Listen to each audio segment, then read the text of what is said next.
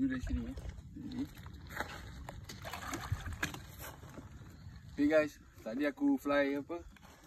Ikan lampam Jawa ni. Dengan tilapia. Ni siapa cakap tak ada lampam?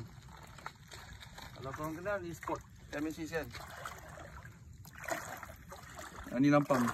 Siapa cakap tak ada lampam? Ni lampam aku lepaskan Ini lampam memang ada kat sini tau. Dah lepas dah tu. Lampam Jawa memang ada kat sini. Tadi aku main fly. Lagi aku lepas.